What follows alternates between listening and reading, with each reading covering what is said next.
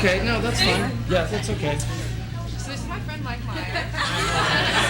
He so graciously agreed to come and talk to everybody. He has amazing experience in all of the things that you want to know about. So, and other stuff too.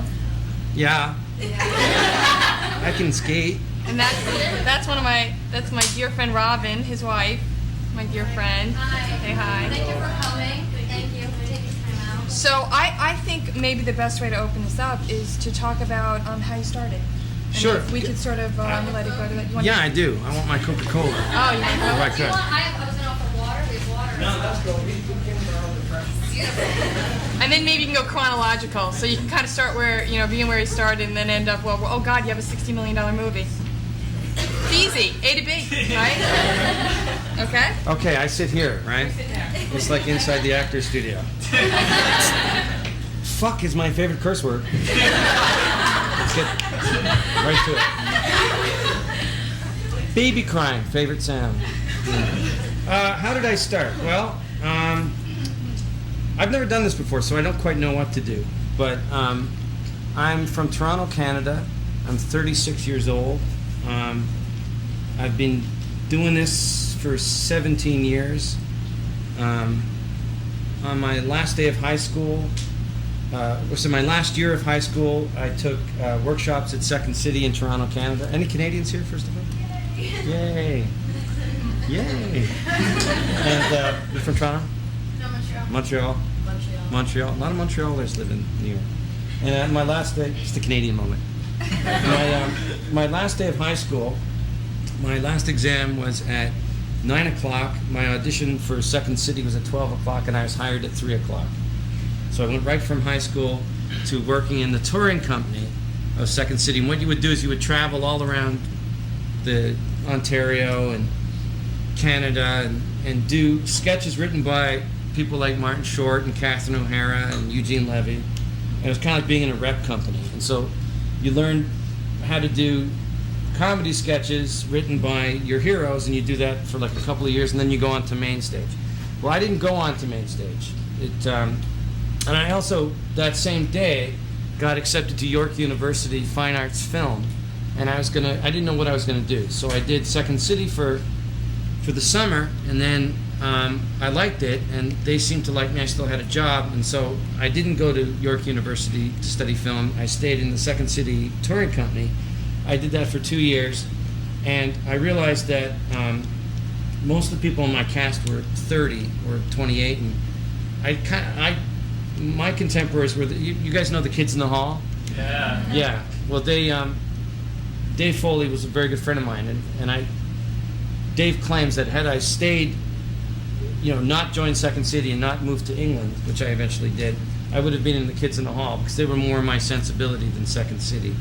Second City was what we used to call the beef people, and that's where the people who would come, and they were like from the suburbs and stuff, and they'd come downtown to have a downtown experience. And they would have a restaurant upstairs where they ate beef, and then they would come down and see comedy. And I was more interested in the Kids in the Hall because they swore, and most of them were gay at any time, and it's just way more interesting. They're more subversive, and they would have sketches that were just they're just the anti-Second City at that time. But I was afraid, so I stayed with Second City, and then it was clear that I wasn't going to get promoted to the main stage company because they thought I was too young, or I sucked. I don't know, but I didn't get promoted, and so I moved with a girlfriend. Not my wife, Robin. I had girlfriends before you. I did. Yeah. I know. They were. Not the best way to find out. I moved to England for 2 years, and I was in a comedy double act called Malarkey and Myers.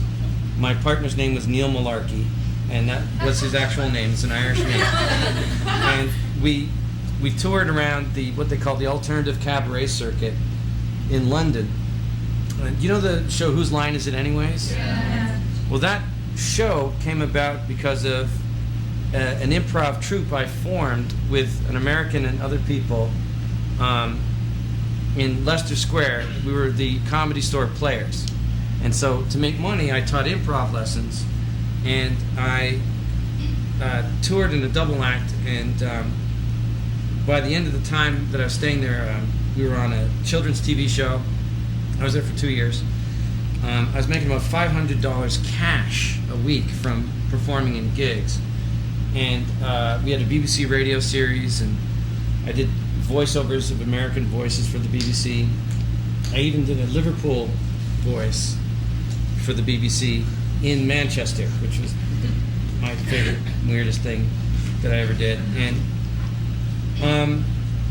And then my father started to get Alzheimer's, and it was time to move back to Canada. So I moved back to Canada, and I got offered main stage at Second City, which was just an amazing thing. So a lot of stuff that I did, I guess a lot of stuff that I did wasn't career-y. Like you can't be like this with it. You have to be more like this with it, if that makes sense. You know what I mean? You know, you can't try and sort it out and figure it out, and know if you talk to this guy and you talk, it's so random. It would make your hair curl if it isn't in fact already curly. Yes. Thank you. I can't believe I said make your hair curl. I am now officially an old guy. Yeah, that's an old guy thing to say. So it's a lot of things.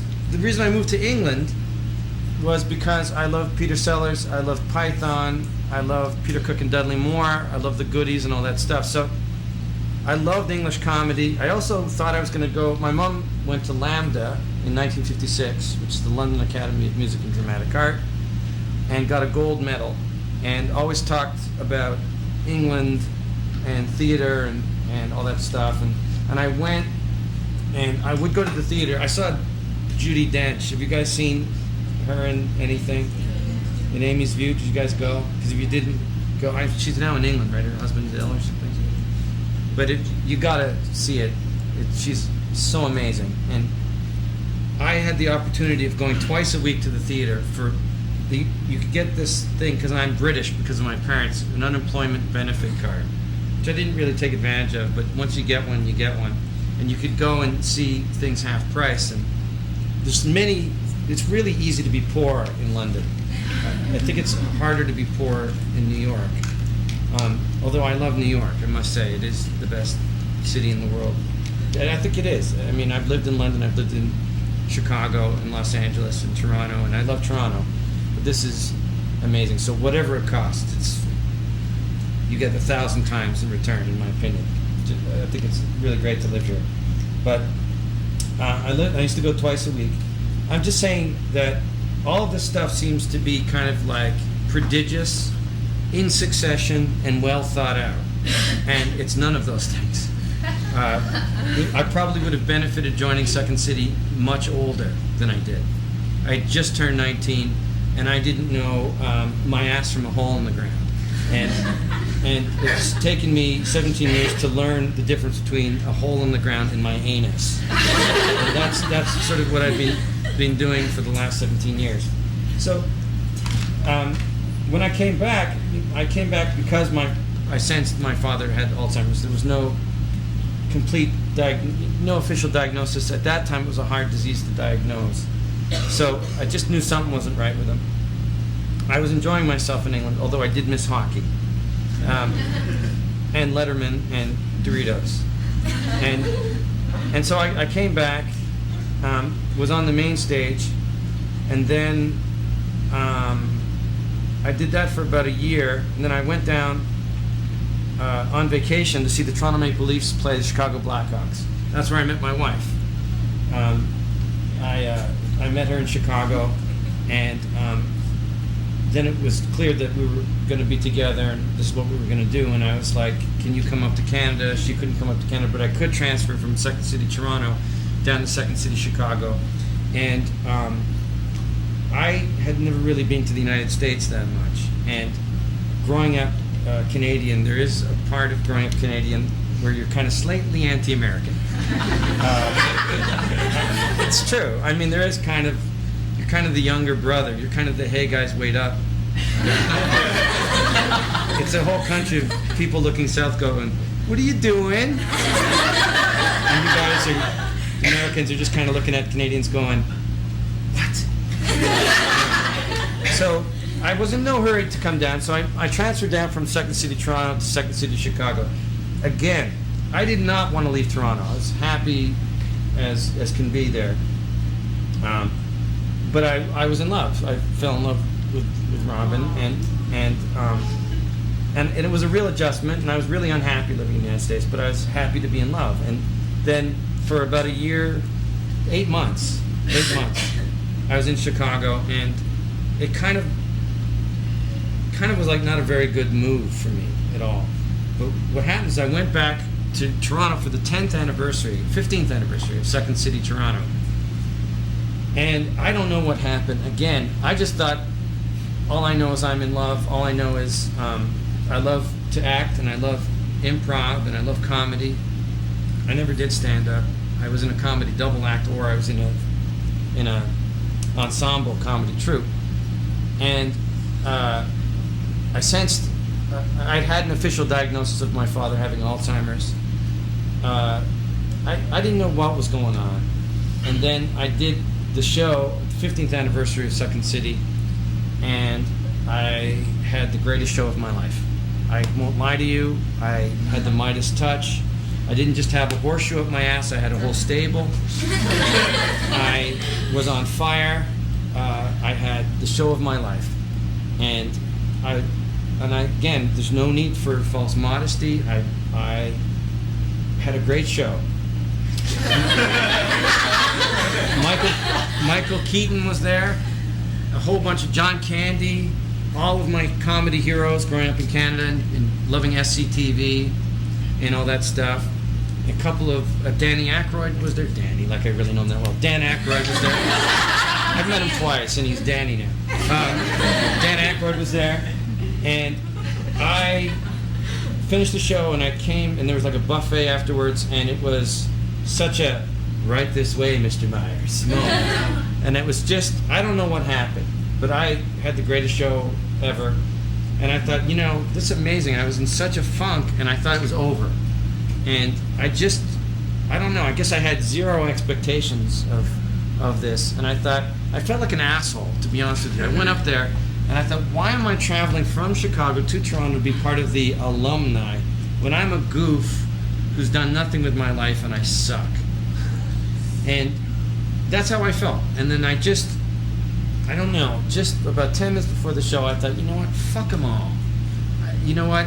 Martin Short, who's lovely, but you know, all this attention over to Martin Short, all this attention to John Candy, the nicest man that ever walked the earth, by the way, John Candy, and one of the greatest improvisers, one of the greatest comedians. Honestly, the nicest man you would have ever met.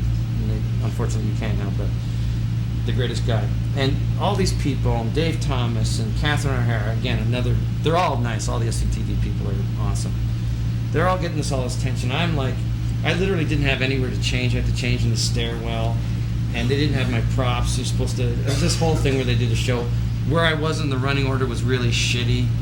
I was like right before break, and everybody was like, it was sweltering hot, and I had my one little stupid sketch. My one little stupid sketch was Wayne.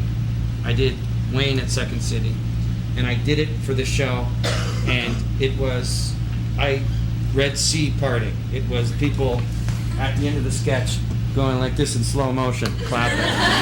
People jumping up and exploding like a Noah's Ark. Women crying. Someone giving birth. A young girl in traditional German costume came and gave me flowers. I don't know what happened. The air smelled sweeter.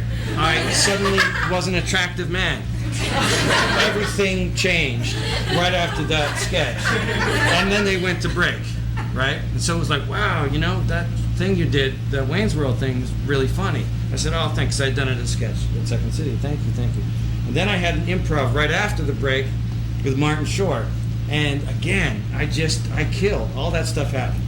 And I thought, wow, that's great. When you don't expect it, when you just go there and just go, you know what, fuck it, I'm just going to do my best. Maybe I'm not ever going to be famous. Maybe I'm never going to be a celebrity. All I can do is just focus on what it is that I need to do at the time and just be in the moment. That's all I wanted to do. I just went, you know what? If this is ego death, then so what? Just live with that. That night ended. I turned to Robin in the cab, just to be silly. I went, did that really happen? And she went, yes, that really happened. Didn't think anything of it. Went back to Second City, Chicago. I get a phone call. It's Lorne Michaels. He had heard that I'd done well on this show. Martin Short had recommended me. Dave Thomas's wife, Pam Thomas, said the guy who stole the show was this guy named Mike Myers. Who was a casting director for SCTV and a casting director in Canada. Called me up and, would you like to come to New York? And I was like, yes, please. So I came to New York for the second time. I come once for Thanksgiving to see Robin's family. Robin's from Queens. And I just briefly, this is the first time I was going to New York. And, got off the plane, got into a cab, and came over, is it 59th or 69th Street? The Feeling Groovy Bridge.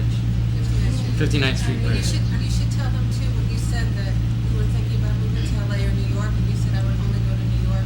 Oh, yeah. Again, I was so I was at the end of my Second City career. That's the other thing, too. I'd been on Second City Main Stage Toronto, and I'd been on Second City Main Stage Chicago. And that's what was so amazing about this 15th anniversary show, was Robin and I literally had the conversation of, well, there's nowhere to go. It's over for me. I don't think we should stay in Chicago. You can't work in Toronto. Maybe we should move to either New York or Los Angeles. But I'm not going to New York unless I have a solid job offer, right? Next day, ring, Lorne Michaels, which is amazing. And so I came to New York, went over the bridge, blew my mind. I'd never seen anything like it. It literally brought me to tears, because I still think the Manhattan skyline is beautiful. The only other place that's brought me to tears is Venice. Has anyone been to Venice? Yeah. When you go on the boat and you see it, and you can't believe it, And I'd always thought that Toronto was a big city, very smog. And I was like, okay, it's 100 Torontos. That's big. And I came, and I waited 14 hours outside of Lorne Michaels' office to have a meeting with him. And I just watched people, I'm next, and then people just came right in. And I'm hypoglycemic, and I was just, by the end of it, I would have joined a terrorist cell. I finally came in, and Lorne was like, right, so you're from Canada. I said, yeah. I hear you're funny. I said, well, I don't know. Have a seat. And there's 2 seats. And I said, I'm afraid that this is part of the test. That if I choose the wrong seat, I'm not going to get a job. And he goes, let's see what happens. So I sat down, and I said, how'd I do? And he went, good. And then right behind his head, now you have to remember, I'd never really been to New York. I'd only driven through it for a second on the way to Westchester. I see the Empire State Building behind him, and I'm like, this is like a movie moment. It's like we went back to the 30s, and it's like, say, there's a depression. I need to get my ice tongs for the ice box. I just got laid off from the Buggy Whip factory. Nice pair of spats. It was like all of the most New York experience ever. And then he just starts talking to me. He goes, would you like a job here? And I said, yes.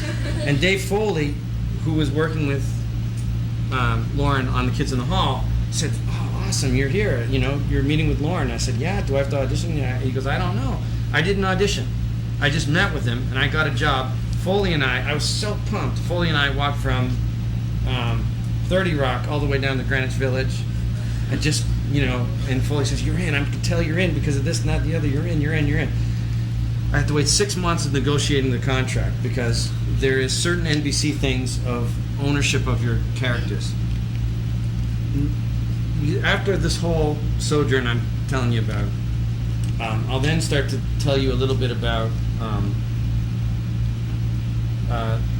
the business as I know it. But so, yes, sure, go ahead. How old were you when you met with him? 24, 25, 24, yeah. So then I was in, and then I was on Saturday Night Live for a year and a half. My first thing at Saturday Night Live, nobody knew I was working there because I came mid-season.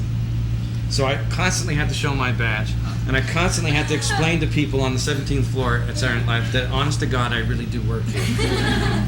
I didn't get an office for at least a year and a half.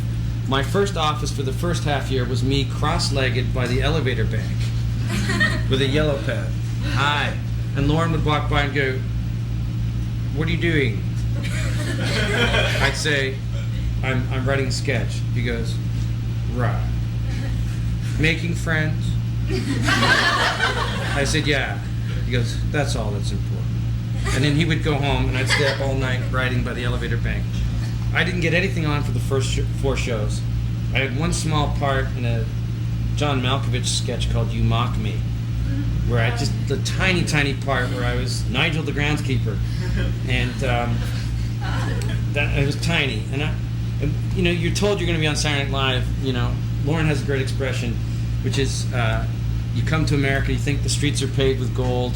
They're not paved with gold. They're not paved, and you have to pave them. And that's kind of what going to Saturday Night Live was like. And then on my 4th show, I wrote Wayne's World, and that got in. And then it started to build from there. And then Lauren came and said, "Mike, would you be interested in doing a movie?" And I said, "Yes." "Okay, what about?" Because he had a deal with Paramount. And I said, "How about that Wayne character?" And he went, "Okay." That was it. So I wrote it in 1990. I got on the show in 89, wrote it in 1990, filmed it in 1991. It came out in 1992.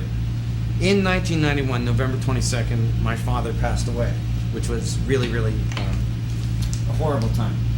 And it was just a very weird, I didn't know whether the movie was going to get released. We had no idea. Again, all I'm trying to stress to you is that you don't know what's going to happen. That's all I can, by telling you all this stuff. And then it came out February 14th, 1992. It was a huge hit, and my life changed. There was paparazzi waiting for me at the apartment lobby. It was just, it all changed. And then I did that. In 93, I did So I Married an Axe Murderer.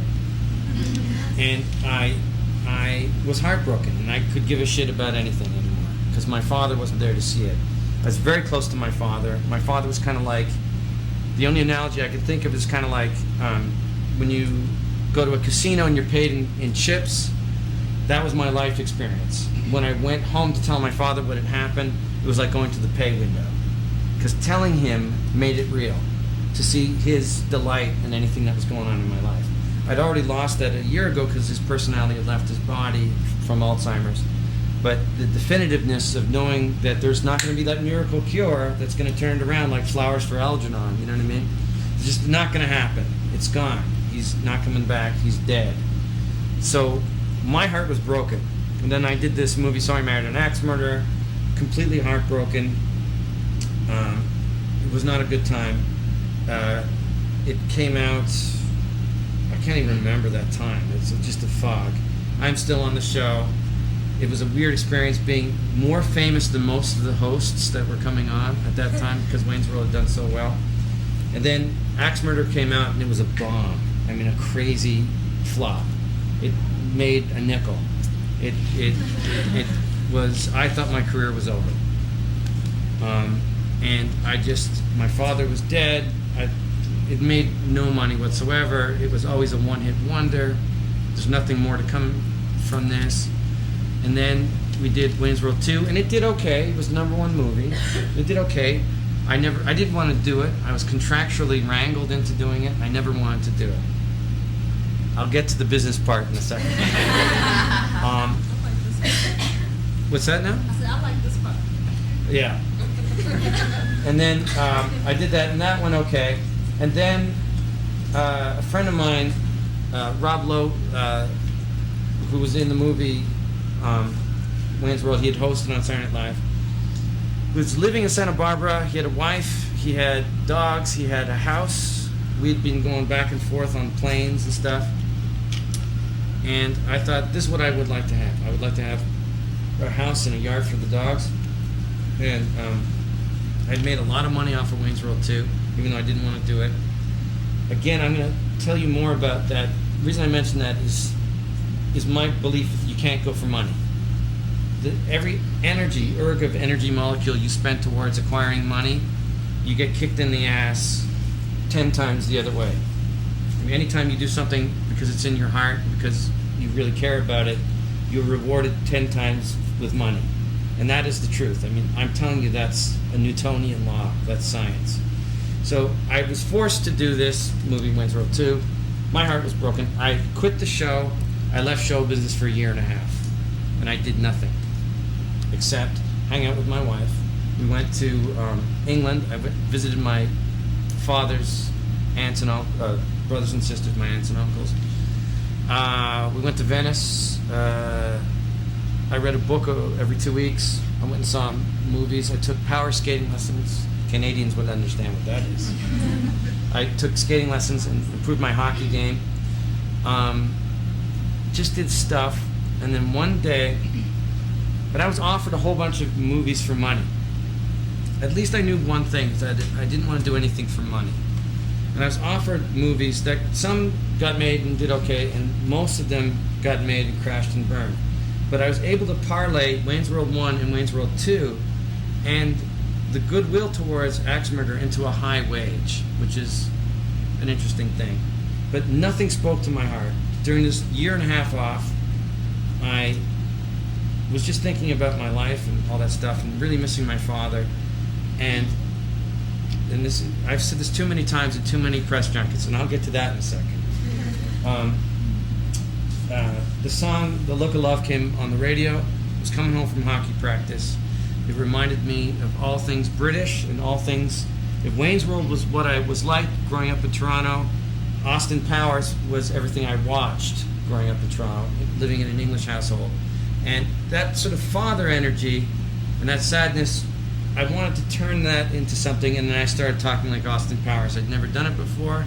I just started talking, and I came home and I said to my wife, I said, do I make you horny, babe?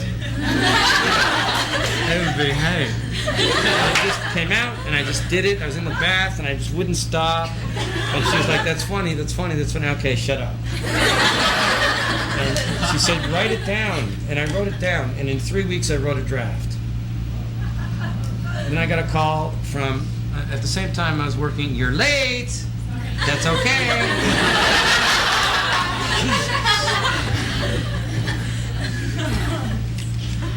Get her name. Thank you. Now I have to start all over.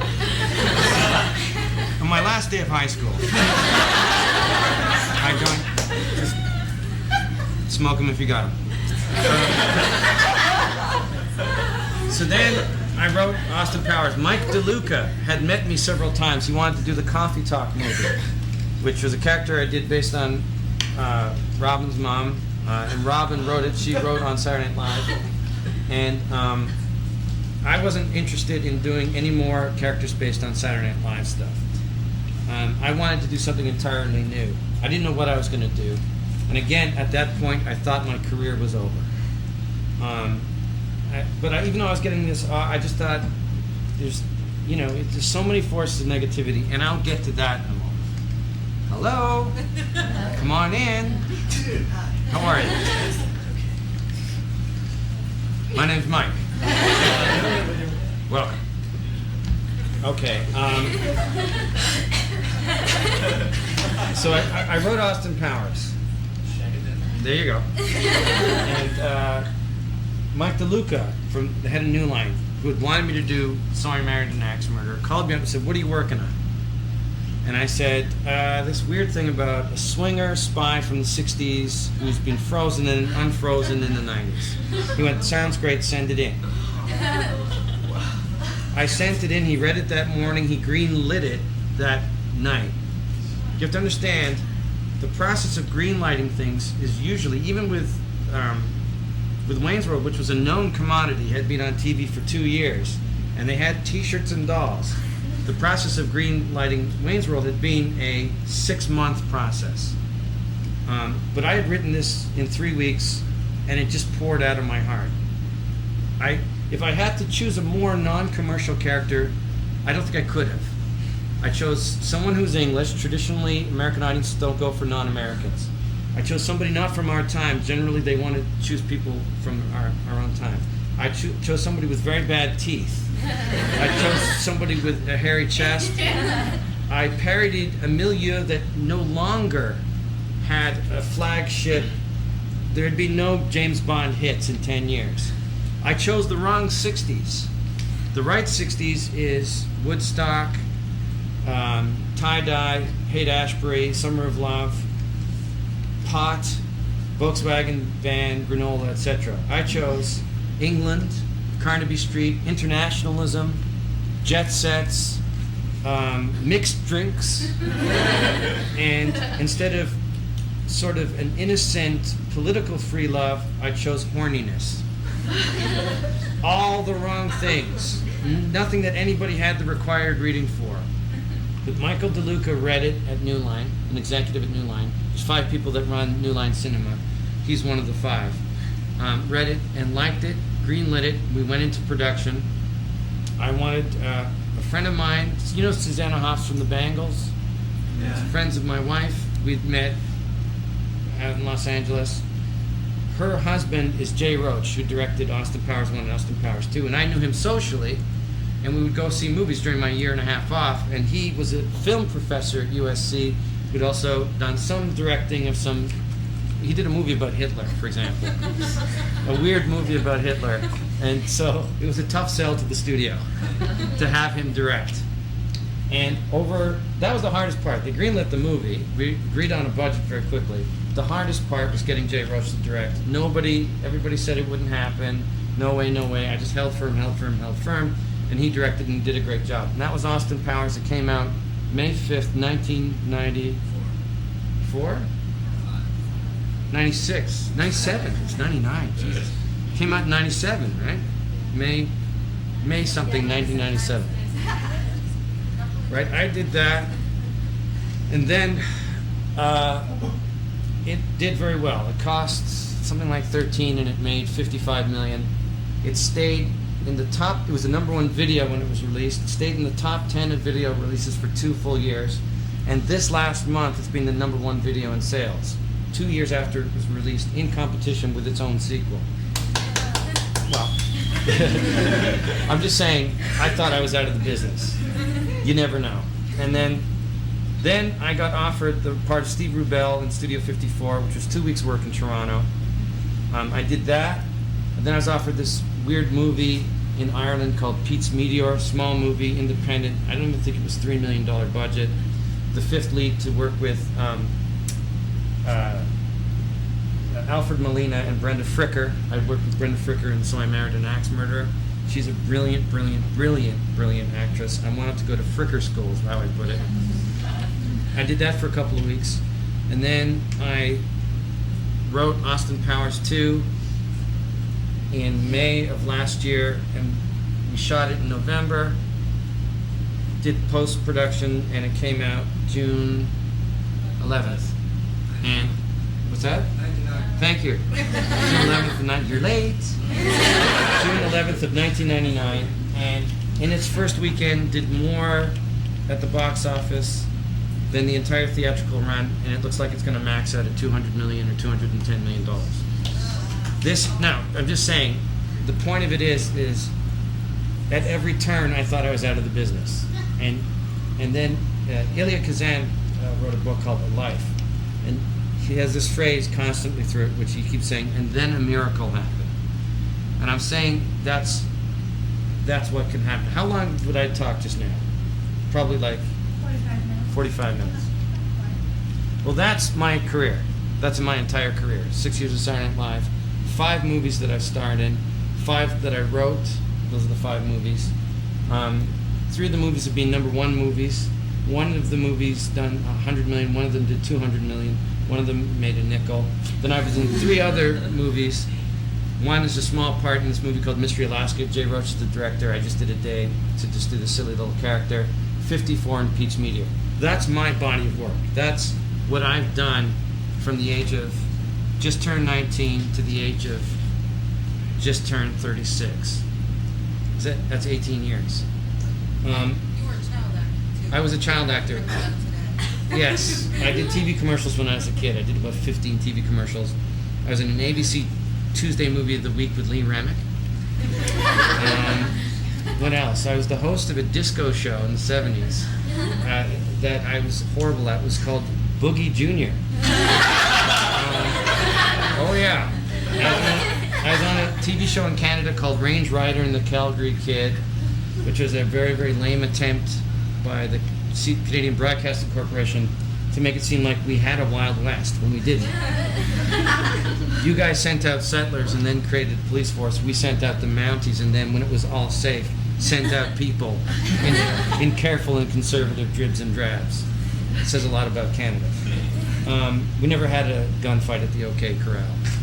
We had Mounties, and they were really polite.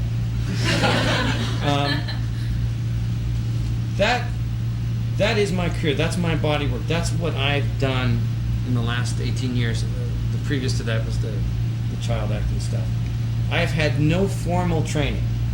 My training was the Second City Workshop, which was 2 years. I had no regard for the business side of it at all.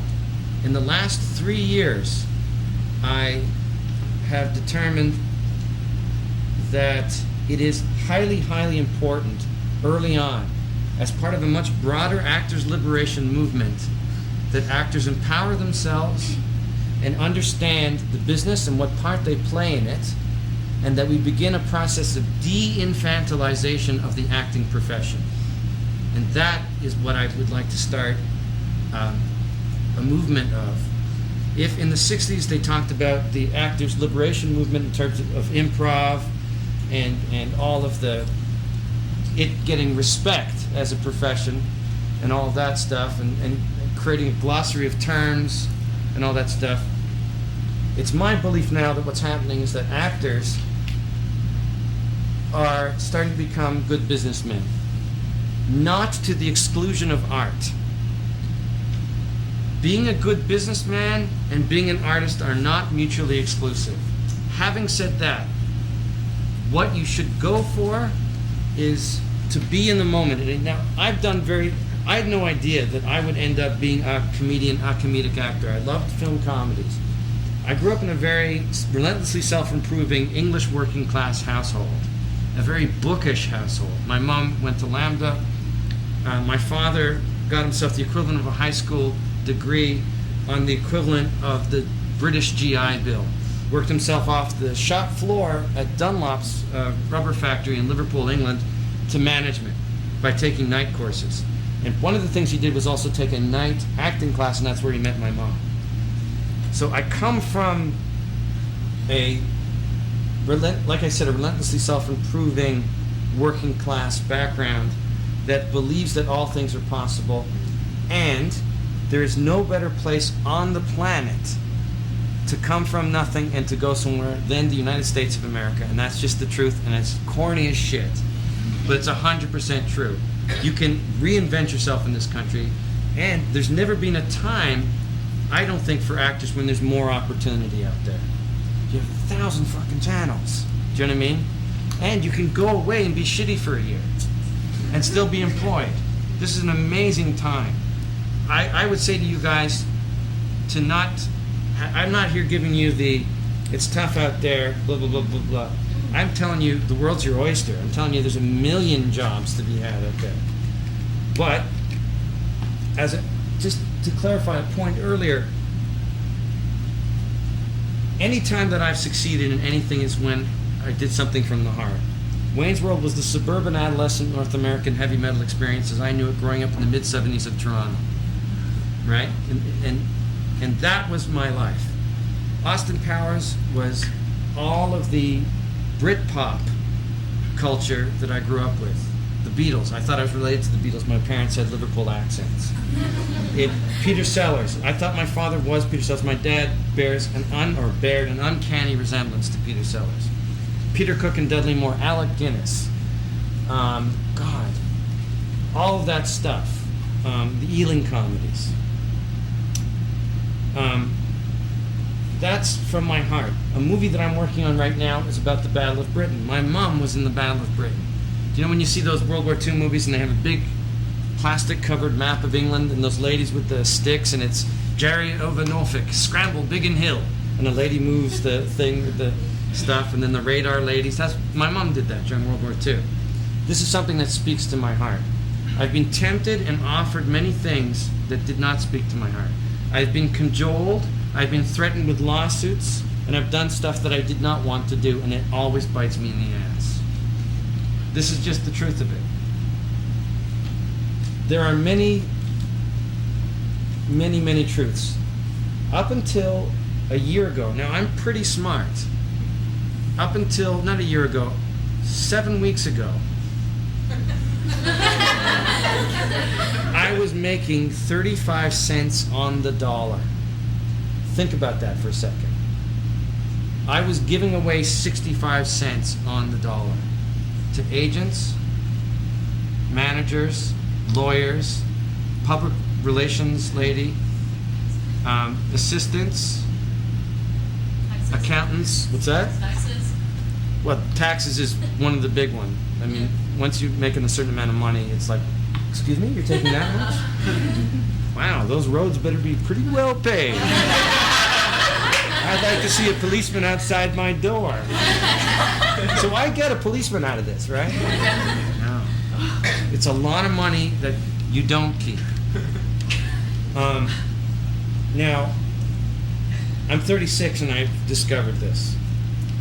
And that's, I gave you my whole career, perhaps ad nauseum, but I've explained to you, in my opinion, that if you follow your heart, abundance follows. That is that is just 100% true.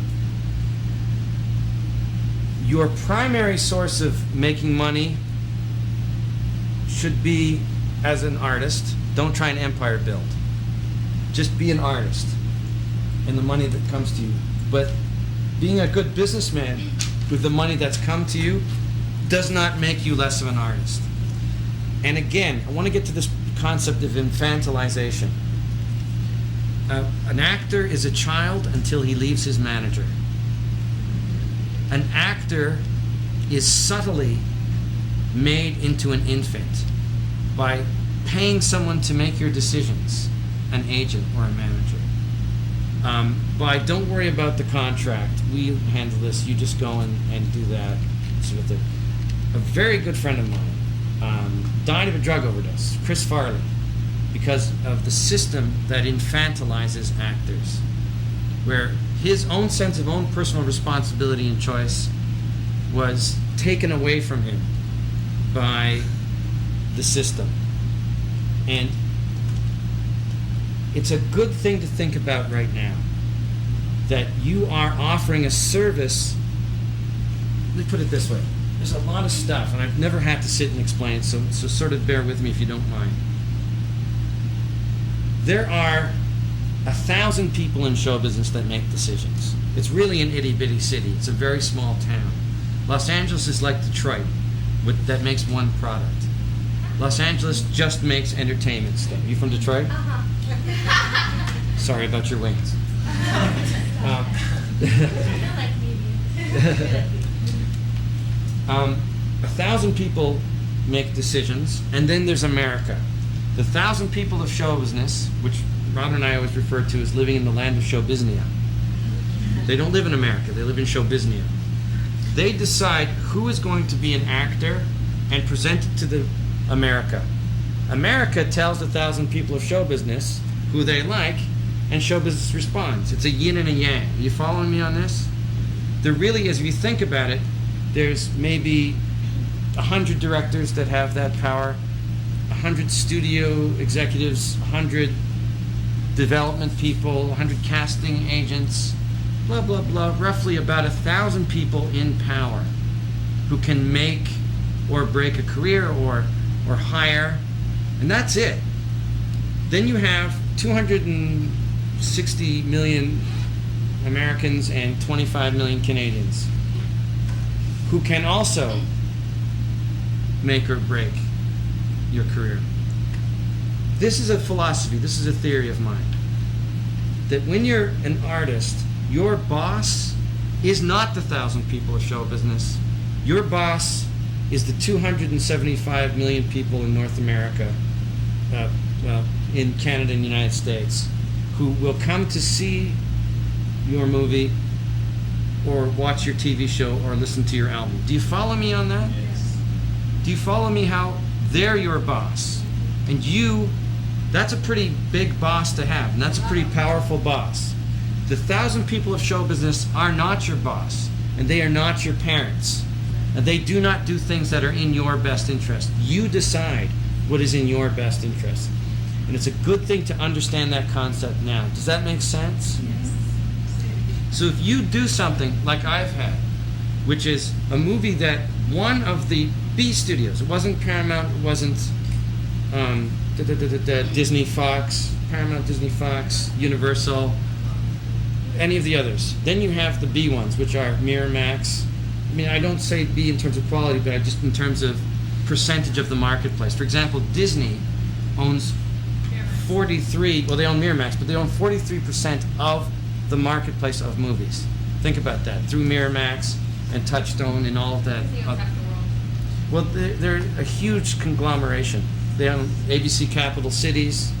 There's 3 conglomerates that run everything: Time Warner, Viacom, and Disney. It's really like the old days of the robber barons now, and everything else is being swallowed up. But they're still not your boss. As powerful as these conglomerates are, they're not your boss.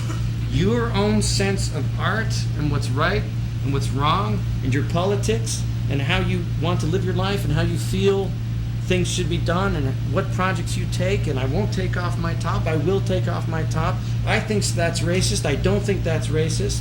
I think this is how I feel about the world. I think that's sexist. I think that is beautiful. I think that's ugly, is you. And you're your own boss. And then your other boss are the people that come and see your stuff. They are people that you loan out your services to. No, I'm serious. You really have to make that mental adjustment. I'm quite serious about that. That doesn't mean they're idiots, that they're goofs. Mike DeLuca, for example, is a very good executive. His notes on Austin Powers were brilliant. What's that? Yes. Jen is a great agent. There are great agents out there. Agents aren't the enemy. But they're not your father. Do you know what I mean? They're not your boss. You're your own boss, and the people of America and Canada are your boss. You know what I mean? Or we'll just say that the people that buy your stuff are your bosses. And that's a major paradigm shift to have in business, that you have a service that they are privileged to have because they're going to make money. So just hold on one second. Now there's another point. 1,000 people in show business, America, you're your own boss. Managers take 15 cents on the dollar. Agents take 10 cents on the dollar. Publicists charge roughly anywhere from $1,500 to $3,000 a month. That works out to anywhere from $18,000 to $36,000 a month, a year. What's left? Lawyers will often try and take 5% of your money and go that works in your best interest. All of these people work for you. Do you know what I mean?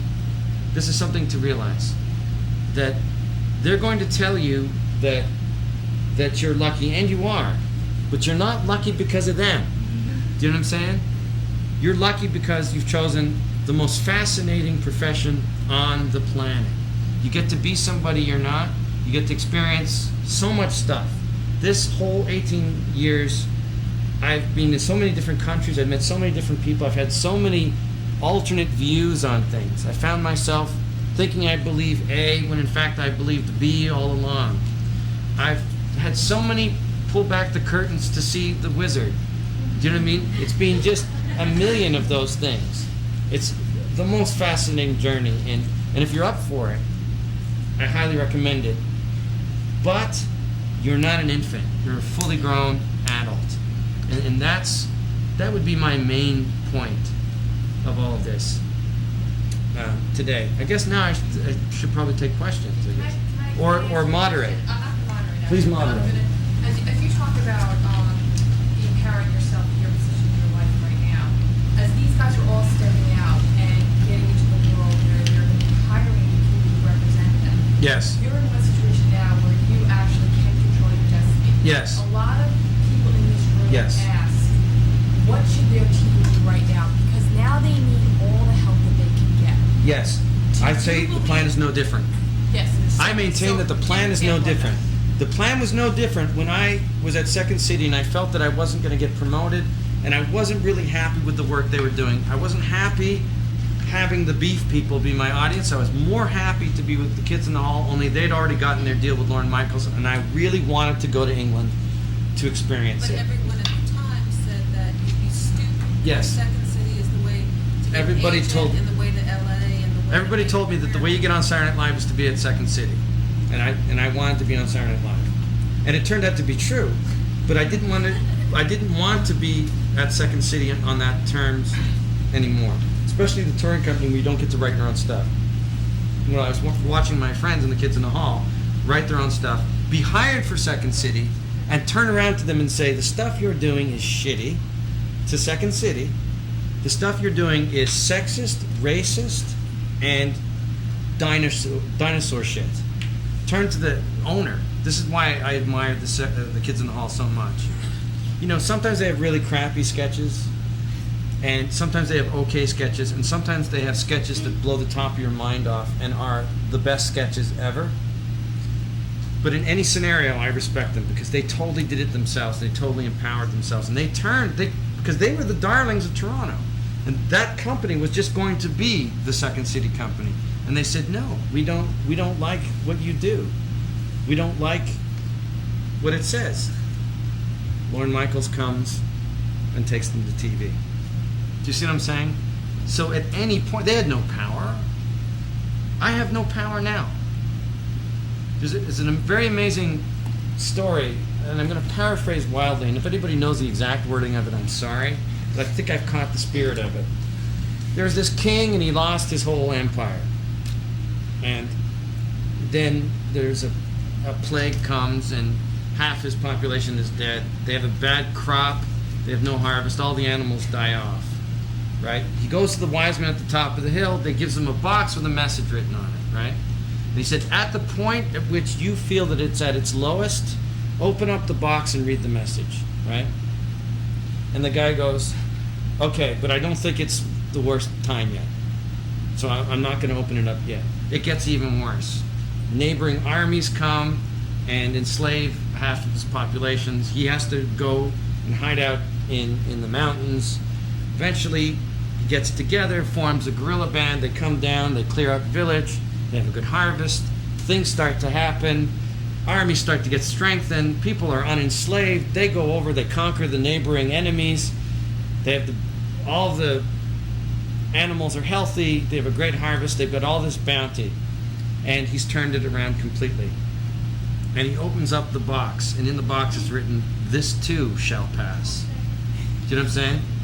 So in terms of power right now that I have, this too shall pass. And in terms of any sense of an unempowerment you have, this too shall pass. So if you stick to your own heart, you can never get fucked over. You can't get fucked over because you stuck to your heart. You stick to your heart in times of feast, and you stick to your heart in times of famine, and then you're fine. So that's how I feel about it. That's excellent advice. And we're going to open up to questions if that's all right. Yeah, no, I think that's good. Go ahead. Yeah. With your second Austin Powers movie, I couldn't, at the risk of sounding artsy, I couldn't help but feel like you were pushing the audience to see see if you could push to see what they would accept as like funny. Like I found it extremely funny, but like normally under normal circumstances I wouldn't find stuff like that funny. But like I feel like you're pushing the audience. Are you doing that on purpose, or are you just trying to be funny? Do you feel like you're growing as an artist, and so you want to go to other places, or you just like wanted to like do one thing? Like I mean, like you said, you didn't want to do Wayne's World anymore. You didn't want to do anything associated Right. with SNL. Right. But it's not that so much. I just had felt that there had been its pad had come out, and God, there was another Stuart Smalley had come out, and I just felt that I personally had. There comes a time when you go, I don't think I can do anything more in that area. I felt I'd done 2 years of Wayne's World, and that was good. And then I did a movie version that I was really happy with, and I thought, that's it, let it lay low. I did not read my contract so well. And that's a good point, isn't that true? Yes, That's the point. is don't be so.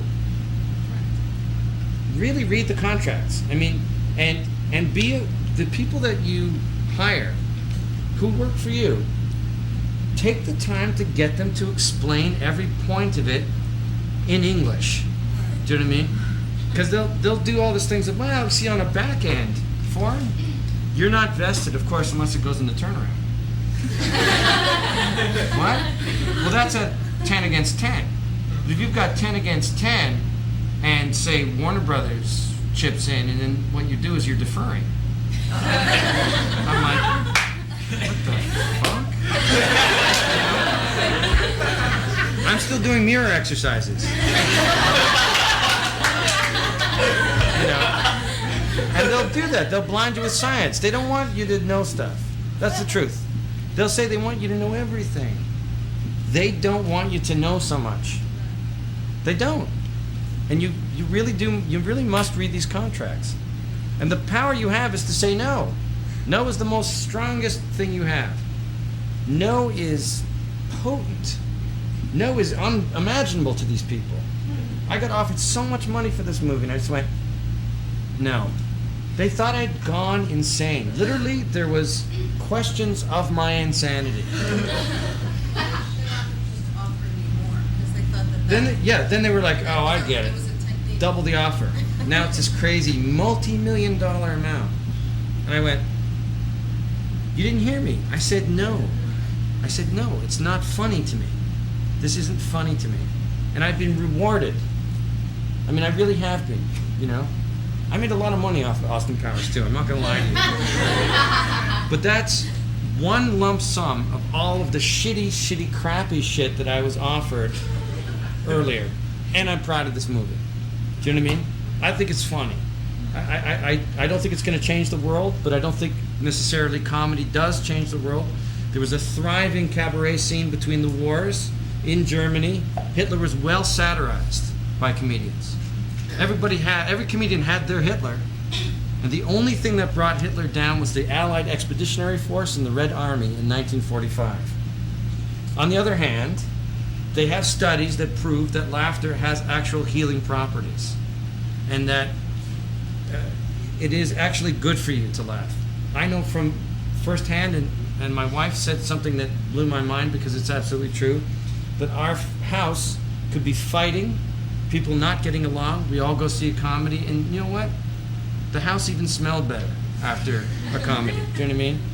And people, so there is utility to comedy, but it doesn't change the world. But as it turns out, with Austin Powers 2, I tried my hardest, and I had a lot of joy, and I was able to get that joy onto the screen. And Jay Roach, great director, Seth Green, hilarious, Robert Wagner, God, you know, all the Heather's hilarious. All these people got a chance to be as funny as possible, and you know, I got to make the movie I wanted to make. You know what I mean? But I wasn't trying to lead the audience.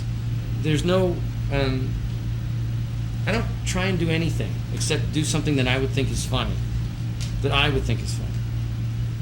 Do you consider yourself like hard on your work when you do it? Like it sounded like you were going through extremes about your career, like you thought it was over and everything. Do you consider when you do perform, it's like are you hard on yourself? You're like perfectionist, or is it like? I'm not a perfectionist, but I am. I remember being at Second City and realizing that Bill Murray had to decide to be Bill Murray at some point. He had to go, I'm going to be Bill Murray. I remember watching Bill Murray and just going, I was first of all struck, and I've said this before, but I was struck by that he was there, you know what I mean? And that this isn't Bill Murray, this was Bill Murray. Do you know what I mean? That it was these Bill Murray molecules I was watching. You know what I mean? The clothes not Bill Murray, but this is Bill Murray. Same feeling I had when I met Madonna and when I met Mick Jagger. You want to go home? All of those I don't people have any problem with that. I had to wanna- decide to be that way, and it's a lot of hard work and there's a lot of dedication, but with comedy it's so pleasurable doing it, and at times it's excruciating when you're stuck, or if you do a joke and it fails, man. There's nothing worse. There's nothing worse. It is such an odd razor. It's so binary, so O's and ones. You know what I mean? It's like it's either funny or it isn't. You know, it's crazy, and I don't count. Is not funny. Do you know what I mean? Like when you do something, like I'll pitch an idea, like to Robin, and I'll say, "What if like the guy's like really tall but he thinks he's short, and that's his thing." You hate it. She goes, "No, you know." I go, "No, you know means you hate it." You know what I mean? That's what I'm saying. And if you're honest with yourself, I'm trying to think. There's different. I have so many. The great thing was I worked with Del Close, who was one of the founding members of Second City. He was the lighting man for the Grateful Dead. He invented the happening with Ken Kesey and the Merry Pranksters. If anyone read the Electric Kool-Aid Acid Test, yeah, he was one of those guys. He was on the bus, and That guy must have some stories. he had amazing stories, and he was amazingly articulate. And if his book really should be called Respect for Improv, and he was the guy who gave me the notion of the actors' liberation movement. Do you know what I mean? Of viewing it that way. You know what I mean? In terms of business and in all things. But he talked about. It is weird. I wish I could just get wires from my head. But I respect everything you said, especially about the business part. Yes. And then the part of reinventing yourself, because that's Yes. exactly what I'm doing. And then in terms of what do you do in terms of reinventing yourself? You sound like you're saying possibilities and recreating. I mean, I took the landmark education. Those are the same terminologies that they use. What kind of books or things that you do in your state of depression and reinventing? Well, interesting. The question was what kind of books and You're reinventing yourself. about reinventing and rebirth of myself, and just the belief in the notion of reinvention and the belief. Well, The whole thing of doing this from your heart and all. yeah, well, it comes entirely from, and I know unfortunately now because of the Star Wars press junket, it is now somewhat of a devalued currency, but Joseph Campbell.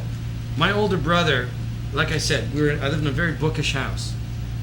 My older brother was a huge Joseph Campbell fan, so I read Joseph Campbell very early, and he's the one that coined the term "follow your bliss." Follow your bliss, and abundance follows.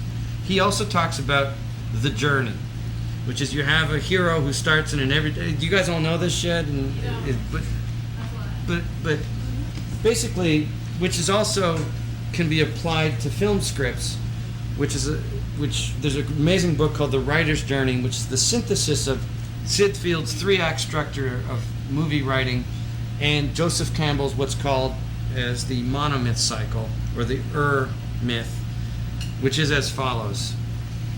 You have a guy in his common everyday life gets a call to adventure, right? He then goes on a journey. He crosses a threshold to the world of the unknown. There he meets friends and he meets enemies, and he has a series of tests. He also will often meet a mentor figure, a Yoda. There, things are about getting acquainted, trying to figure it out, and then he comes across he's taken for dead. In James Bond, he's put into an easily escapable death situation that he in fact won't check. You know what I mean? A slow-moving dipping mechanism. But I'm going to close the doors. That's the belly of the beast. That's what Joseph Campbell would call it. There, you have a reaffirming of all of your beliefs and you escape. Then you have the magic flight, and then you return back to your common everyday hut, either with fire, like Prometheus, or a new understanding of your own soul. But what he says is you are the master of two worlds. In every situation I've been in, I've been able to overlay that template. When I went to England, I lived in England for 2 years. I had the call to adventure. I wanted to be in England and see Python and Peter Sellers. I crossed the threshold to this weird world. I met my comedy partner, my mentor. I didn't bother writing back people in Canada. I was taken for dead. I was on tour in England, literally unreachable. I came to the realization that I actually really loved America, or North America, and that I had the power all along. Instead of worshiping and being a blind worshiper in the notion that there is a place that has the answers, I came to the conclusion that I had the answer. Instead of going to England to make my parents happy, who were English, growing up in an English place, I should stay in Canada and make myself happy. Do you see what I'm saying? How this happens? Then I returned back with the knowledge that wherever you are, wherever you go, there you are. Do you know what I mean? And that's what the England journey was. Everything had its journey and gives me meaning. Kurt Vonnegut. I read everything by Kurt Vonnegut. I don't think I read Hocus Pocus. It's the one I haven't read yet. Vonnegut? Kurt Vonnegut Jr. He's my favorite author.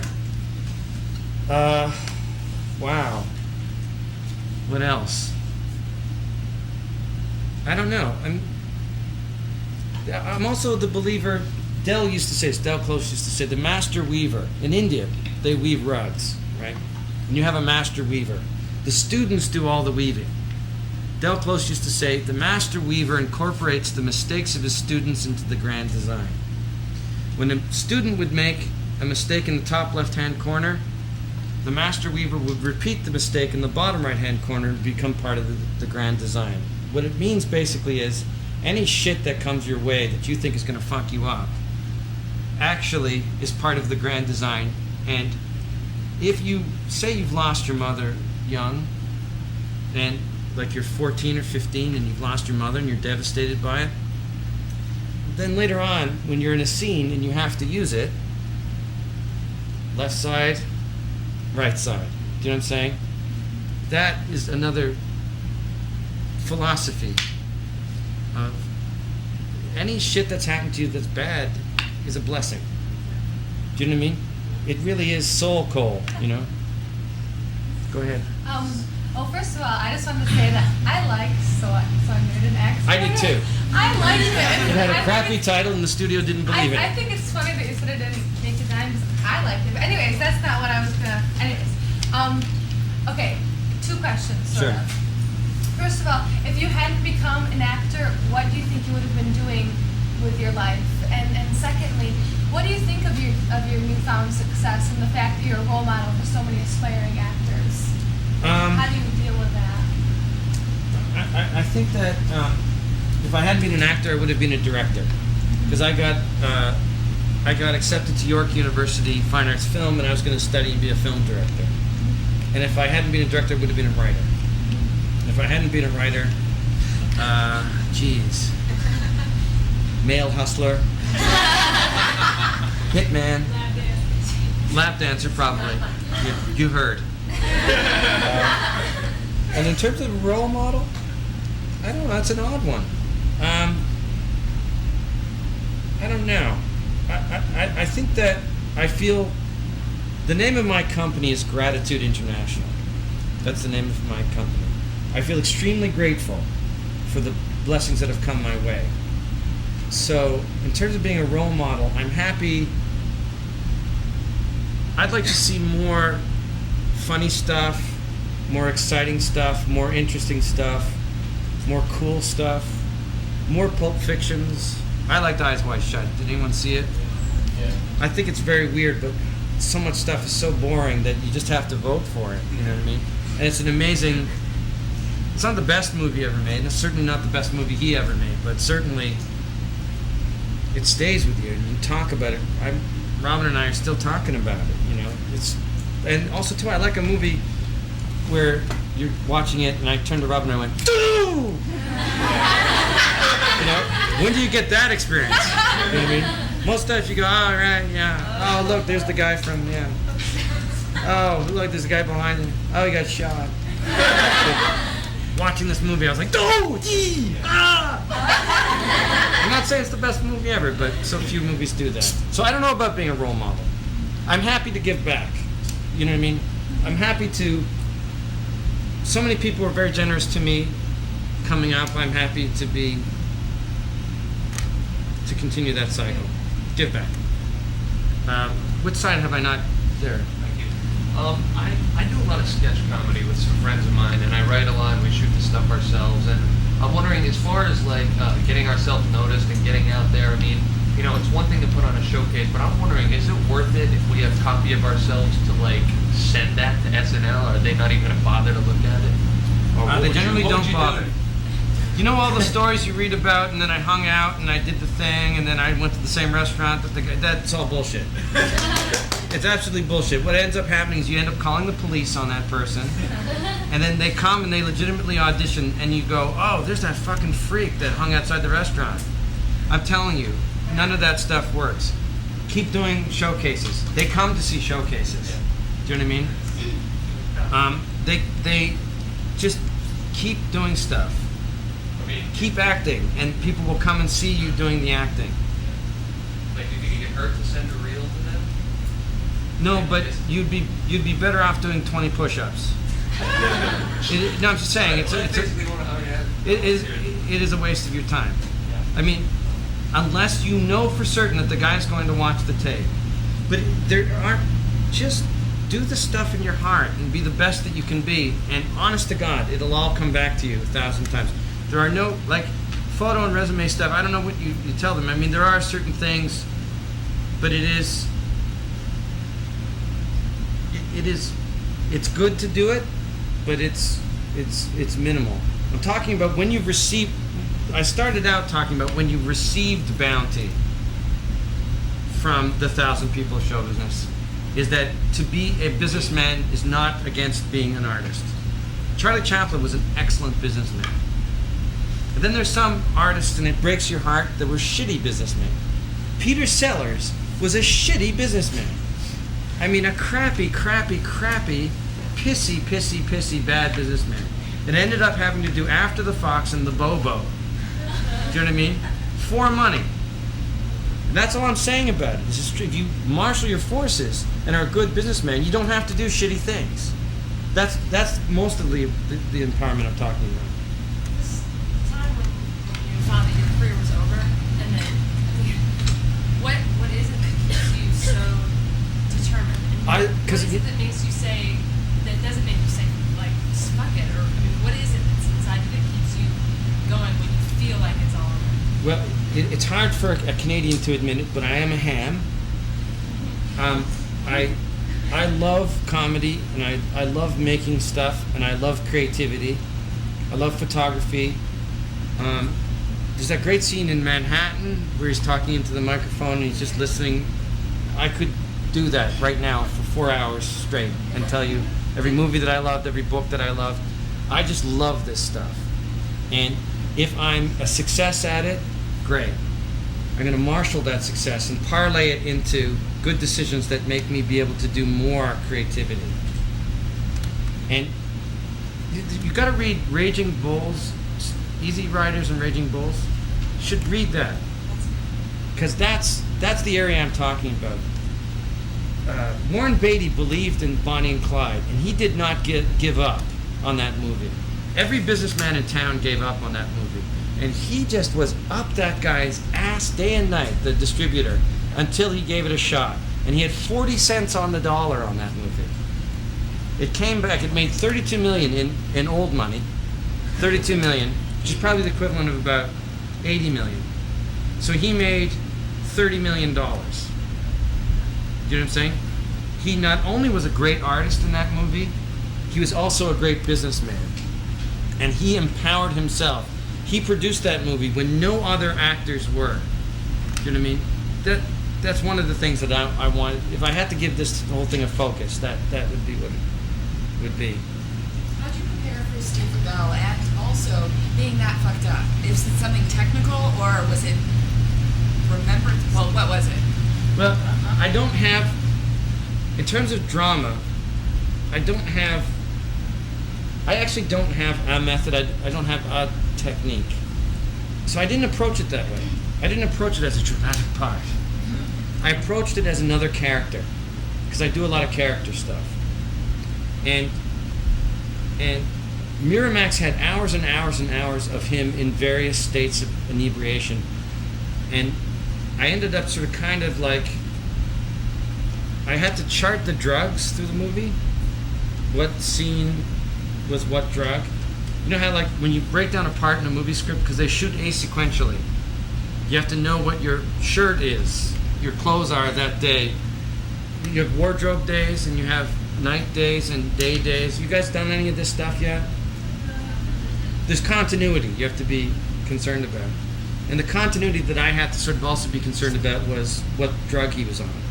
And Miramax had hours and hours of... There's a certain personality type known as a malignant narcissist who have... They're way beyond narcissism. There's a hole in their heart, so they acquire... Once it's in their heart, it's devalued, jettisoned, hole in the heart, acquire. There's certain personalities have this. They tend to not feel any guilt. They only feel shame. The difference between guilt and shame being guilt is inward, shame is external. Like they can realize that what they've done is bad because everyone is telling them it's bad. But they don't go, geez, what I just did is bad. Do you know what I'm saying? Those type of personalities tend to document everything in their lives. So he was constantly photographed. He had,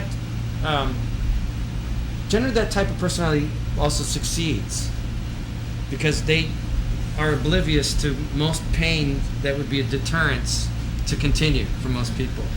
And so they tend to have works of art in their own image commissioned. Do you know what I mean? Like going back to the Middle Ages, they would have a lot of paintings of themselves. Do you know what I mean? But this type of person, so he had tons and tons of that sort of stuff. And just to recognize that that was his personality type, and to try and find in life who I'd met of that personality type and acquire that energy of it. So you already knew about this personality type, or and also No, because this is the point. This is the interesting thing. I knew nothing about nothing. I didn't like disco. I thought disco sucked. My only experience with disco was I hosted Boogie Jr. and I sucked at it. You know, I was a punk rocker. I didn't get it. I went to a disco once because there was an Italian girl who I was in love with was there. And then I did that for one day and I went, she doesn't like me. And I was back to being a punk rocker. But what had happened is, and this is the thing about it can't be like this, it has to be like this. And every time things come, and thank you, Jesus. A week before I got offered the role, somebody started to tell me about this thing that they had read called malignant narcissism. A week before I got offered the role, VH1 did a thing on Steve Rebell.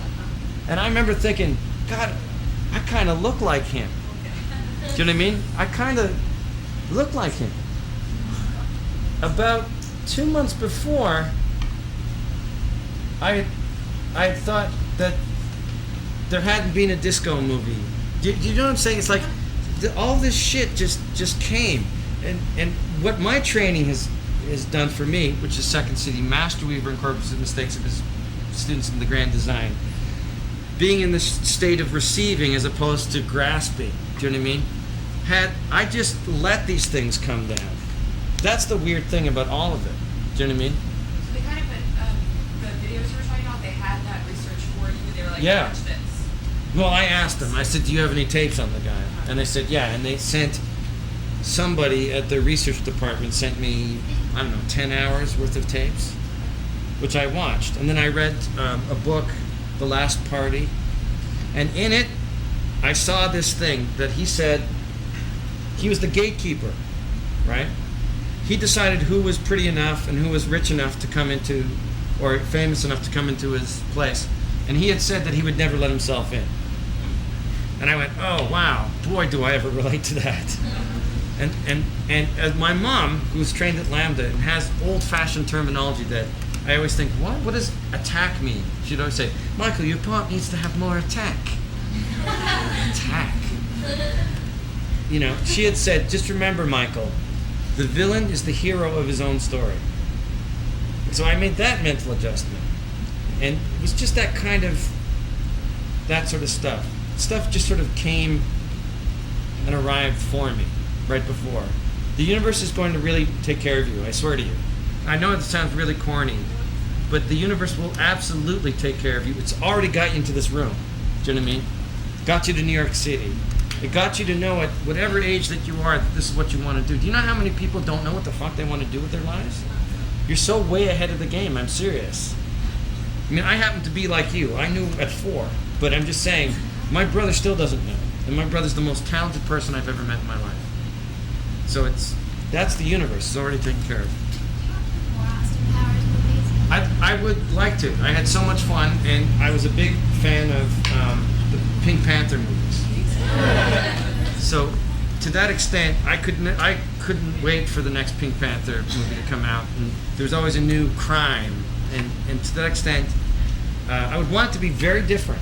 Still have Austin Powers, still have Dr. Evil, but I would want it to be a mind-blowing, picture yourself on a boat in a river, through the looking glass, mind-blowing yellow submarine adventure. How much of the movie was improvised? And I mean, from you- 40% of the movie was improvised. I mean, I don't have an exact number, and an alarm didn't go off when we had reached our 40% quota, but about 40% of the movie. The zip it scene is improvised. The countdown scene is improvised. When we go 5, 4, 3, 2, start at 30. That's because we were on the floor. Again, the master weaver. I had no idea when we got onto the stage, the sound stage, that we had rehearsed it or we had read through, and 5 seconds was a reasonable amount of time on page. But when we got there, this thing was so huge. Do you know what I mean? This thing was so close. We knew it was going to be huge, but it ended up that we blocked ourselves, and you do. It's hard to where this is the door, and then it was so far. That's what it was. It was so far, and then we switched it over. We started at 30. We then let's make it 30. That's kind of boring, and then. It felt exactly at 11 seconds. That's the problem with it. But we didn't know till we got on the floor. And Jay Roach, the director, completely changed everything. The lighting pattern, the shooting pattern, to accommodate the reality. So we got a free joke. You know what I mean? What else? Zip It, that joke. Baby back ribs was improvised. Throwing the ball off of Rob Lowe's head. They'd built this thing. Oh, that the moon didn't quite go around the Earth. Do you remember?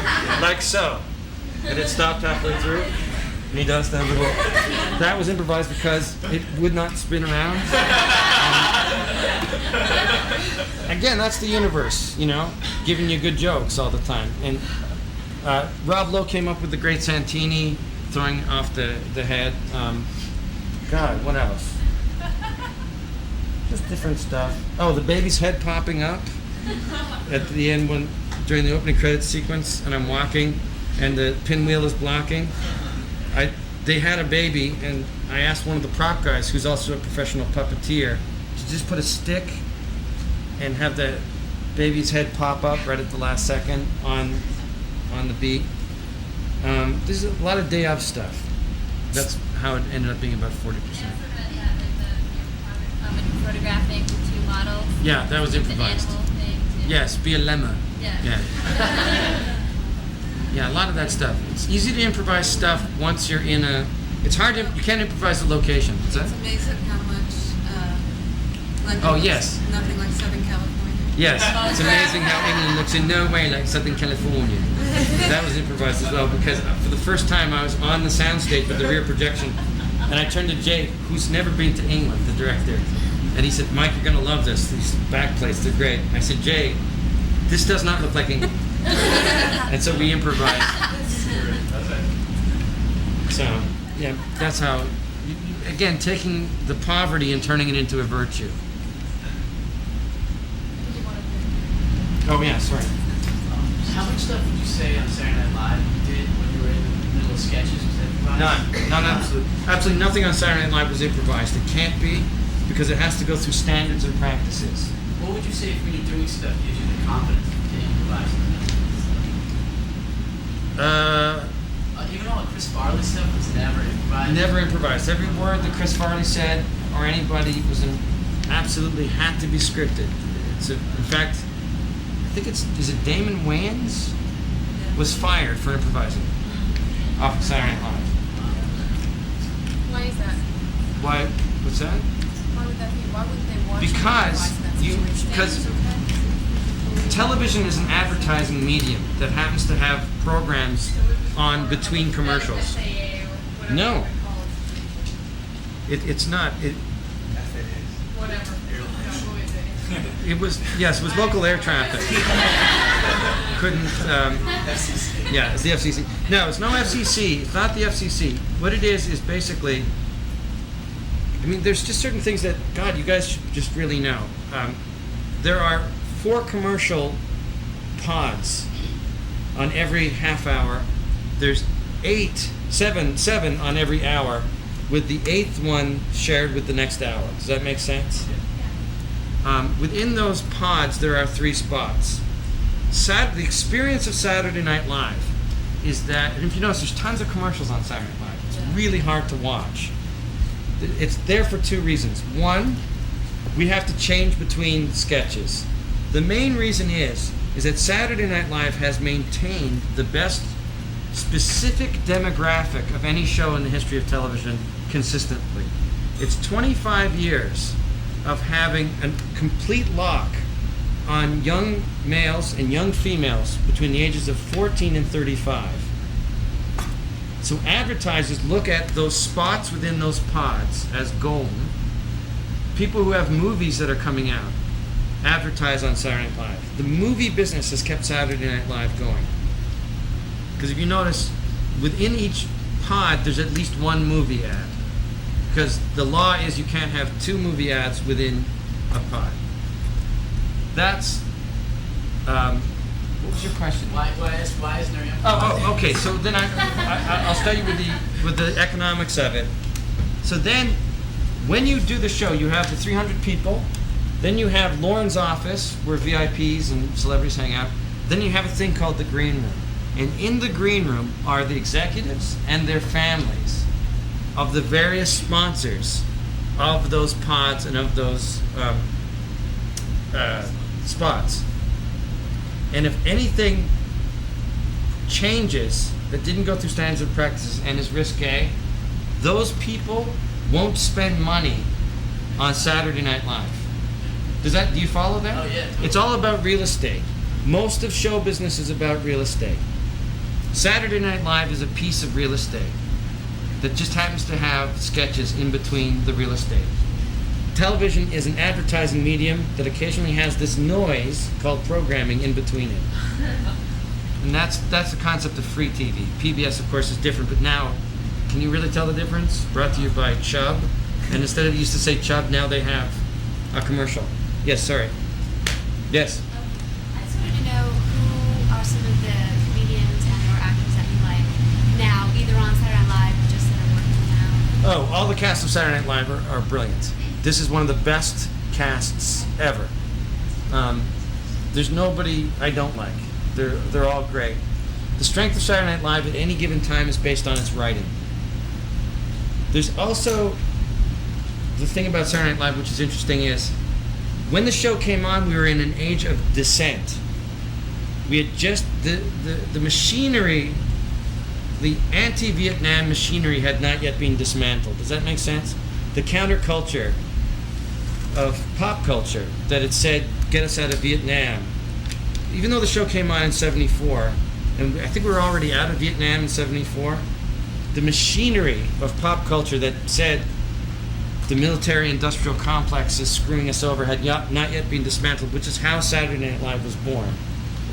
And for the first 4 years, the novelty and the dissent kept it going. For the last 21 years, it's been writing. Does that make sense? And so when they have a good crop of writers, they have a great 5-year period. It always seems to be going in 5-year periods. I think the writers are good on Saturday Night Live right now, but I must say, when I was on Saturday Night Live, and I know I sound like a fogey, the writers were great. Conan O'Brien was a writer on Saturday Night Live. Bonnie Turner and Terry Turner, who started Third Rock from the Sun and that 70s show, were on the show. Smigel, who does the TV play Funhouse, was a writer. Like Kristen Johnson, did you ask her to be on to be an Austin Powers? Yes, I did. Okay. Yeah. Yeah, definitely. Mm-hmm. This is going back to your de-infantilization. You come in here and you're very relaxed and kind of go with the flow. Do you feel like when you go into these meetings that you project more of like a don't fuck with me attitude? No, absolutely not, because they can't fuck with me. I've already won. I'm an artist. They have to be business people. Do you know what I mean? I've already won. I get the, look, this beats a real job. You know what I'm saying? Like I always say to my friend, at least I'm not tarring a roof in Toronto in August. It's a great job and there's no heavy lifting. I've already won. So they're not the enemy. They're irrelevant. They're relevant, but you know what I'm saying? They're not my boss, and they don't work for me either. They're just colleagues that I must be nice to. So I don't believe in the suits. I feel sorry for them because they don't get to make stuff. Like all through growing up, I had people look at me and they're like, you say some of the weirdest shit. And like my girlfriend, like, oh, I'll come home and ramble on about characters or whatever, just that I think of. Like, I wonder if does your wife ever say, all right, enough? No, for the most part, she thinks I'm funny, which is I think key. And then there are times when no, she's saying no. It's all been a lie. Like when you were growing up, where like people look at you and be like, "What's wrong with you?" Like when I was a kid, I was very precocious, and I used to just get high on sugar and go blah, blah, blah, blah, blah. and people would say to my older brothers, "Why are your brothers fucking nuts, eh?" And then I went through. In the last 4 years of my life, I've become comfortable with my own eccentricity. I am a kook. I'm a non-traditional thinker. I am weird. I am odd. What I do is non-traditional. How I do it is how I do it. And I am what I am, and I don't give a fuck. Do you know what I mean? I don't care anymore. For a long time, it did bother me.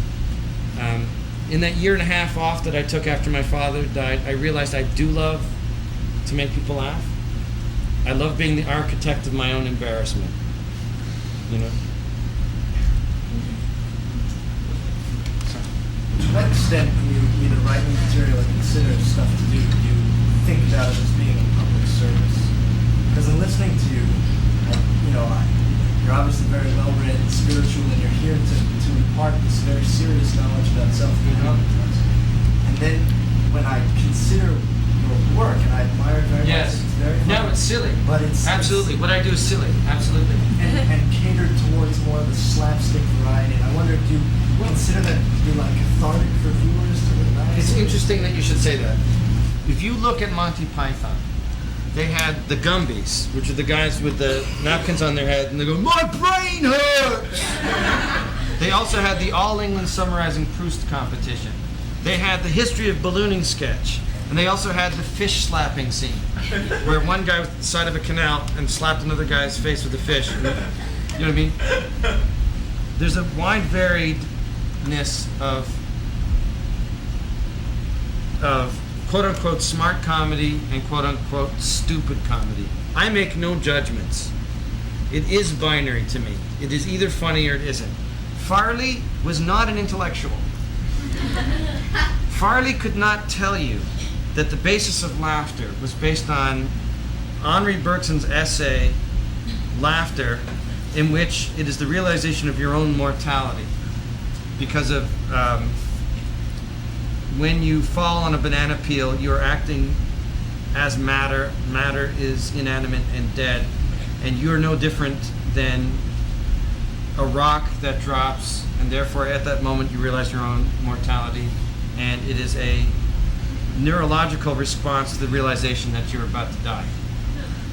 He just was fucking funny. You know what I'm saying? How about Sandler?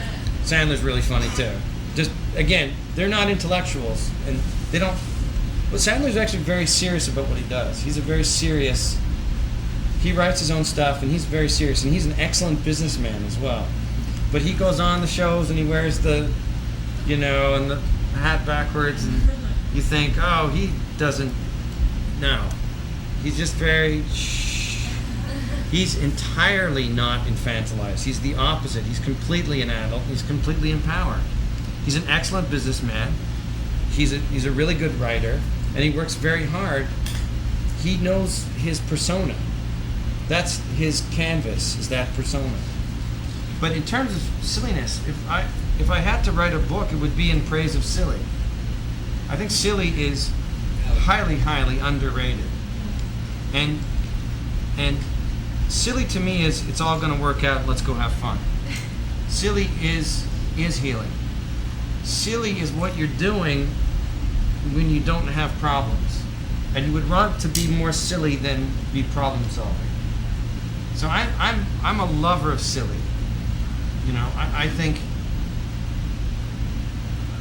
I think silly is awesome and underrated. Healing, helpful. It's healing, it's helpful. It's what you do when you're just hanging out. I mean, second you guys leave here, you're going to hang out with somebody and be silly, I hope. You're not going to hang out and go, okay, now. You know what I'm saying? It's what it is. It's the thoughts between the thoughts. I mean, it's what you're doing. Do you know what I mean? I am silly, and I'm silly and proud. Yes, sir.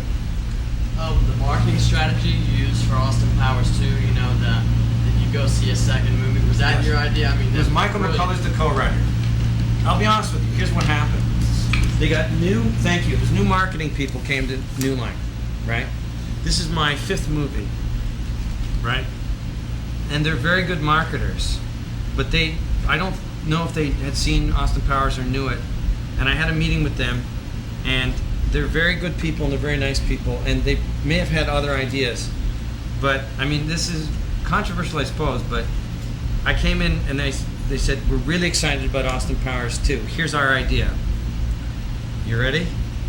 It's going to be great. We love it. Austin's back. I was like, wow, that's great. I turned to my co-writer, we're fucked. So we realized in that sense that you got to read Raging Bulls and Easy Riders. Easy Riders and Raging Bulls, whichever order it is. And just realized that, you kind of do know your own material pretty well. McCullers the good news is, that's that one marketing person who said, Austin's back. The company as a whole, New Line, are awesome. That one person who was going to do it, and then no longer works there. But that one person that was going to do that said that. Their smarts was listening to us. And they said they wanted to do a teaser trailer for Thanksgiving while we're in pre-production. So they said to us, what do you have? And I thought that when I heard that we were up against Star Wars, I thought we were screwed, and I thought my career was over. And I thought, well, what if it looked like, because Darth Vader, when he has the helmet off, is bald. We had in our movie, we knew an element of being on the moon with a space thing. What if we made it seem like it's the long-awaited Star Wars trailer? When you turn around, you're expecting someone else. And then McCullough said, what if you see only one movie this summer, see Star Wars. If you see 2 movies, see Austin Powers. And I kissed him on the mouth, And that's just a really great idea. And then they heard, pitched it to them, and they went, "Wow, that's great." To their credit, the same people that said Austin's back went, "No, that's a better idea." To their credit, and that's how that came about. It was just the realization. The Master Weaver incorporates the mistakes of the students into the grand design. Here I've got a sequel to a movie that did $54 million. I'm up against the fourth part of a movie that they're projecting to make $300 million. Either you accept that energy and use it as judo against them, or you meet it with karate and get destroyed. That's what that was. So there are no mistakes, and the universe does take care of it. So we use the force, basically. No. What's that now? When is my birthday? May 25th. You're a Gemini like me. Yes, I am. Very much a Gemini. Me too. May 29th. May 29th. I'm gonna have, Mike's getting ready to go, so I'm gonna have him close up on one, I think, very important issue. And that's the importance of having a full life. And I remember something specifically just a couple of weeks ago, in the midst of the Austin Powers absolute, beyond craziness. It was crazy. It was like being a frog in a blender. I went to see them. They were here in New York. They were at a hotel, and I went to go see them. And his wife had the biggest surprise for him. The surprise for him was that his best friend from his life, from his world, from his hometown, from his childhood, was coming to see him so that they could go have a beer that night. And when you saw that the impact of this person, who was the root of who he was, and who was everything normal, and everything familiar, and everything honest, the look on Mike's face when he walked in, because it was a surprise, in through that door, in the midst of all this craziness, you would have thought that he just won the Academy Award. He was so unbelievably thrilled to have this bit of normal life in front of him. And I just want to make sure. If I had not taken a year off and realized that the reason I do this is because I love comedy, and I think that silly is really important, and I believe it has some sort of social utility, but that ultimately I'm not my job. Do you know what I'm saying? I love what I do, but I'm not my job. That's what that moment was. And how you play hockey once a week in a league with a bunch of guys. Kind of suck, right? You're not good. But you go and It's just that they're firemen on disability, and I think, God, how injured must you be that? Oh well, but they're normal people, and it is important. I mean, I don't know. It is important to. Your life is all you got, like to pull from. Like, Linda Richmond is literally my wife's mom. You know what I mean? It's like Austin Powers is all of my English cousins. Wayne's World was everybody I hung out with in the suburbs of Toronto. It isn't. What I do isn't naturalism. Do you know what I mean? It's not naturalism. It's heightened reality. Does that make sense? It is based on something truthful, but it isn't naturalistically portrayed. It is caricaturely exaggerated. But if it wasn't based on something that actually happened in life, I don't think it would have any currency with anybody. But I like that. You know what I mean? Peter Sellers' characters were not naturalistic. Do you know what I mean? The German in Strangelove. President Merkin. You know what I mean? But there's enough there that you believed he was all of those people. You know what I mean? And that's what I aspire to, and I think it is very important that's the great thing about New York too. I have to say, you see so many people. You don't see so many people in LA, but in New York you see so many people. The equation of stuff has been solved in so many different ways than your own. It's really great here. Any other questions, or is that? Are we wrapping up here? It's like 10 to 7. Okay. I was curious if you and Robin have a family. What's that now? I was curious if you and Robin have children. No, we don't have children yet. No, we don't quite know exactly where She we're. spoke to my mom before the class. Exactly. And I wish my mother-in-law would stop calling you. Because we get it. We get it. We get the drill. Yes. What do you think is the main difference between stage acting and acting for film or on Saturday Well, Night Live? my stage acting experience, again, was never naturalism. I stage acted at Second City, and it was, it was a totally different. You have to bring it down for film. You don't have to project. You don't have to turn out. I mean, there's millions of obvious things. One thing that isn't so obvious is saving your energy for the close-ups. What thing isn't so obvious is becoming acquainted with the props well in beforehand. What isn't so obvious is that you get no rehearsal. What isn't so obvious is that even if you fuck it up, you get 10 more tries. That's the good news about it. So there are some things, but I mean, the transition from it as a scary thing, the transition from stage to film is vastly overrated in my opinion. I mean, I honestly think, and this is going to sound so incredibly stupid, but the Michael Caine tape actually has some value. You'll watch it. It's very simplistic. It's like saying how you play the flute is you blow in one end and move your fingers along the end of it. It's that kind of like oversimplification, but it is actually helpful as a basic thing. Thanks. Yes? I know you said how much you loved New York and stuff, but Yes. how did you feel about LA when you were there? Like, did you just talk about it? Unfortunately, we still are. Yeah, we still live there. I don't like it. The way through it is Dana Carvey said the only way to live in LA is to embrace the cliches. It is a force much larger than yourself. Again, you can either karate it or you can judo it. And for example, it's really hot there a lot of the times. So it's good to have a pool in your backyard. Do you know what I mean? All of those cliches. And you can rent places that have pools. And you can actually, you get tons of house for your money. It's much cheaper in Los Angeles than it is here. But you spend a lot of time in a car.